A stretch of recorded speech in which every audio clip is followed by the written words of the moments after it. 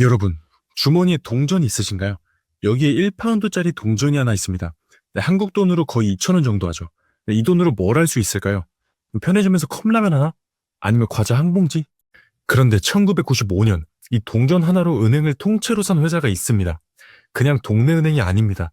1762년에 세워져서 무려 233년의 역사를 자랑하는, 영국 여왕도 돈을 맡기고 나폴레옹 전쟁 때 영국군 군비를 대줬으며 미국이 프랑스로부터 루이지애나 땅을 살 때 자금을 대줬던, 말 그대로 대영 제국의 금고라 불리던 베어링스 은행입니다.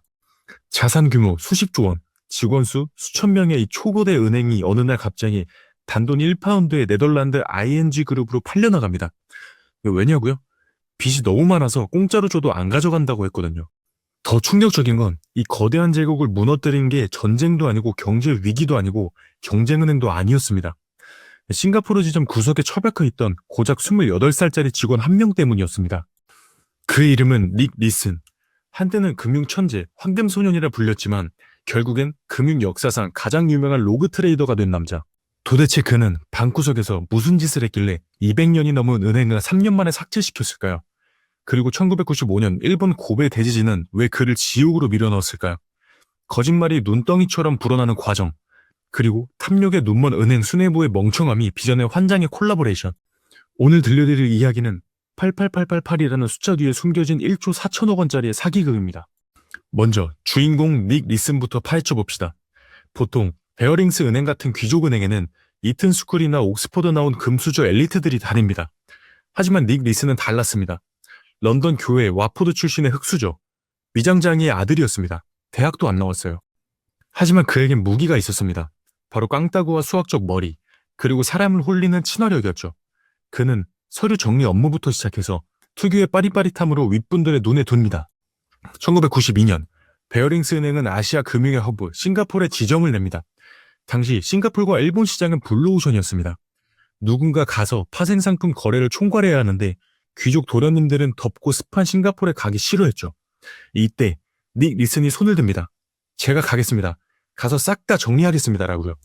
은행 입장에선 땡큐죠. 일 잘하고 말 잘 듣고 연봉도 싼 젊은 친구니까요. 그렇게 25살의 닉 리슨은 싱가포르 지점의 파생상품 거래 총괄 책임자로 부임합니다. 여기서 베어링스 은행 본사는 치명적인, 아주 치명적인 실수를 저지릅니다. 원래 금융회사에는 절대적인 원칙이 있습니다. 돈을 버는 사람과 돈을 관리 감시하는 사람, 반드시 분리해야 한다. 안 그러면 딜러가 장부를 조작해서 돈을 빼돌릴 수 있으니까요. 근데 베어링스는 인건비 아낀답시고 똑똑한 닉 리슨에게 두 가지 권한을 다 줘버립니다. 네가 거래도 하고 장부 정리도 네가 해. 너만 믿는다. 이건 마치 고양이한테 생선을 맡기면서 생선 가게 열쇠랑 CCTV 관리 권한까지 다 준 꼴입니다. 지옥문이 열린 거죠. 처음에 닉 리슨은 정말 일을 잘했습니다. 일본 오사카 거래소와 싱가포르 거래소의 가격 차이를 이용한 차익 거래로 쏠쏠하게 돈을 벌었죠. 위험은 없고 수익은 확실한, 그야말로 땅 짚고 헤엄치기였습니다. 그런데 1992년 7월 17일 운명의 날, 닉 리슨의 부하 직원이 실수를 합니다. 고객은 주식을 팔아달라고 했는데 실수로 사버린 겁니다. 손실액은 약 2만 파운드. 큰 돈이지만 은행 전체로 보면 보고하고 심할수 쓰면 되는 돈이었습니다. 하지만 닉 리슨은 자존심이 허락하지 않았습니다. 나 런던에서 온 엘리트야. 부임하자마자 이런 실수를 보고하면 쪽팔려서 어떡하냐면서 내가 알아서 메꾸면 아무도 모르겠지라고 생각을 합니다. 그는 전산 시스템의 비밀 계좌를 하나 만듭니다. 계좌번호 88888. 중국인들이 부자가 된다며 좋아하는 숫자 8을 5개나 넣은 에러 수정용 계좌였습니다. 그는 손실날 거래를 이 계좌에다가 쓱 집어넣었습니다. 그랬더니 정상장부에는 손실이 사라지고 깨끗해졌습니다. 이때 멈췄어야 했습니다. 하지만 바늘도둑이 소독된다고 직원들이 실수를 할 때마다, 혹은 닉 리슨 본인이 거래하다가 손해가 날 때마다 그네 이 쓰레기통에 손실을 다 몰아넣었습니다. 그러면서 런던 본사에는 수익난 거래만 보고합니다. 런던의 임원들은 난리가 났습니다. 싱가포르의 닉 리슨을 봐라. 매주 수익을 내고 있어. 쟤는 천재야. 보너스 더 줘라면서 런던에서는 그를 금융의 마법사라고 칭송했지만 사실 그는 빚을 빚으로 막는 폰지 사기를 치고 있었던 겁니다. 이 비밀 계좌의 손실은 처음엔 2만 파운드였지만 1년 뒤엔 200만 파운드, 그 다음엔 2천만 파운드로 기하급수적으로 불어납니다. 왜냐? 손실을 감추려면 더 큰 도박을 해서 돈을 까와야 했거든요. 단순한 차익 거래로는 이 거대한 구멍을 메꿀 수가 없었습니다. 그래서 리스는 금지된 영역, 네이키드 옵션 매도를 손에 댑니다. 쉽게 말해 시장이 얌전하게 움직이면 돈을 벌지만 시장이 미쳐 날뛰면 무한대로 손해를 보는 아주 위험한 도박입니다. 일본 경제는 튼튼해. 일본 주식시장은 안정적일 거야. 변동성만 없으면 옵션 프리미엄을 챙겨서 빚을 갚을 수 있어라고 그는 생각했습니다. 이 전략은 한동안 성공하는 듯 했습니다. 손실을 꽤 만회했죠. 하지만 런던 본사는 아무것도 몰랐습니다. 그저 리슨이 돈 좀 더 보내주세요. 큰 거 한 방 남았습니다. 라고 하면 묻지도 따지지도 않고 수백억 수천억을 송금해줬습니다. 심지어 감사팀이 와서 이 비밀계좌 뭐예요? 라고 물었을 때 리슨이 그거 그냥 시스템 오류라서 잔고 영원이에요 라고 둘러대니까 그렇군요 수고하세요 하고 넘어갔습니다. 이때 베어링스 은행의 별명이 뭔지 아십니까? 타조였습니다. 위험이 닥치면 모래 속에 머리 맞춰봤고 나는 아무것도 안 보여 하는 꼴이었으니까요. 그들은 리슨이 벌어다주는 것처럼 보이는 가짜 수익에 취해 자신들의 금고가 텅텅 비어가고 있다는 사실조차 몰랐습니다. 1995년 1월 비밀계좌의 손실액은 이미 감당 불가능한 수준이었습니다.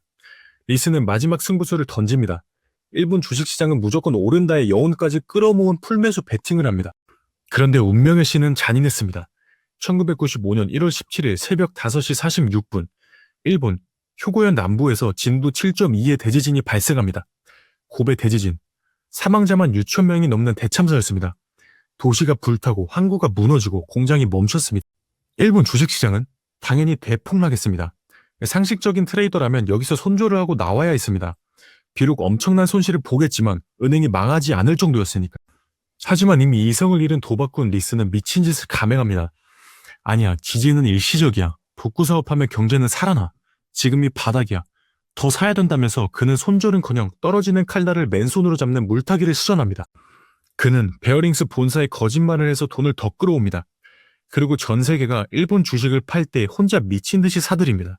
근데 어느 정도였냐면 당시 싱가포르와 오사카 거래소 전체 물량의 절반 이상을 리스는 혼자서 들고 있었습니다. 그는 더 이상 트레이더가 아니었습니다. 그가 곧 시장이었습니다. 하지만 주가는 그의 바람과 달리 지하 1층, 지하 2층, 지하 3층으로 계속 내려갔습니다. 손실액은 하루에 수백억 원씩 불어났습니다. 1995년 2월 23일 리스는 더 이상 버틸 수 없음을 깨닫습니다. 손실액은 무려 13억 파운드. 당시 베어링스 은행이 가진 돈이 6억 파운드 정도였는데 가진 돈의 2배가 넘는 돈을 날려먹은 겁니다. 은행은 이미 파산 상태였습니다. 단지 아무도 몰랐을 뿐. 그는 책상 위에 짧은 메모를 하나 남깁니다. I'm sorry.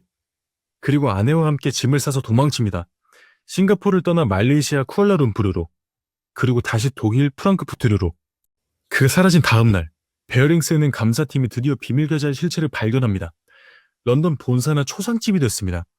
여왕의 은행이, 나폴레옹도 이긴 은행이 20대 직원 한 명 때문에 빈털터리가 됐다는 사실이 믿기지 않았습니다. 영란은행에 구제금융을 요청했지만 금액이 너무 크다. 그리고 이건 사기 사건이라 못 도와준다며 거절당합니다. 결국 1995년 2월 26일 베어링스 은행은 파산 선언을 합니다. 전 세계 뉴스가 속보를 내보냅니다. 233년 된 제국의 몰락. 그리고 리스는 독일 프랑크푸르트 공항에서 체포됩니다. 그는 체포되는 순간 안도했다고 합니다. 이제 더 이상 거짓말을 안 해도 되는구나라고요. 파산한 베어링스 은행은 매물로 나왔습니다. 하지만 1조 원이 넘는 빚더미에 앉은 은행을 누가 사겠습니까? 결국 네덜란드의 금융그룹 ING가 손을 듭니다. 우리가 빚 다 떠안을게. 대신 은행 인수가격은 상징적으로 1파운드만 쳐줘. 계약 체결. 그렇게 대영 제국의 자존심은 편의점 담뱃값도 안 되는 1파운드에 팔려나갔습니다. 리스는 어떻게 됐을까요? 싱가포르로 송환되어 6년 6개월형을 선고받습니다. 감옥에서 그는 대장암에 걸렸고 아내와 이혼도 당합니다. 인과응보죠. 하지만 그는 감옥에서 암을 이겨내고 모범수로 3년 반 만에 출소합니다. 그리고 자서전을 썼는데 이게 대박이 나서 할리우드 영화로도 만들어졌습니다. 지금은 유명한 강사가 되어서 전 세계를 돌며 리스크 관리에 대해 강의를 하고 있습니다. 아이러니하죠. 은행을 말아먹은 사람이 은행원들에게 금융사고 치지 않는 법을 가르치고 있다니. 그는 강연에서 항상 이렇게 말합니다. 저는 괴물이 아니었습니다. 그저 실수를 감추려던 평범한 사람이었습니다. 하지만 그 작은 거짓말이 눈덩이처럼 불어나 저를 삼켰습니다. 이 사건은 우리에게 아주 명확한 교훈을 줍니다. 첫째, 검증되지 않은 스타를 조심하라. 베어링스 경영진은 리슨이 돈을 어떻게 버는지도 모르면서 그저 수익률이 좋다는 이유로 그를 맹신했습니다. 묻지마 투자의 끝은 언제나 파멸입니다. 둘째, 손절은 빠를수록 좋다. 처음 2만 파운드 손실이 났을 때 리슨이 솔직하게 보고했다면 그냥 심할서 쓰고 몇 달 감봉당하고 끝났을 겁니다. 호미로 막을 것을 가래로도 못 막게 키운 건 바로 실수를 인정하기 싫은 자존심이었습니다. 지금 여러분의 계좌에도 혹시 88888 같은 종목이 있나요? 손실난 거 보기 싫어서 구석에 처박아두고 언젠간 오르겠지 하며 물타기만 하고 있는 그 종목. 그게 여러분의 베어링스를 무너뜨릴 수도 있습니다. 실수는 누구나 합니다. 하지만 그 실수를 덮으려고 거짓말을 하는 순간 당신은 위험해질 수도 있습니다.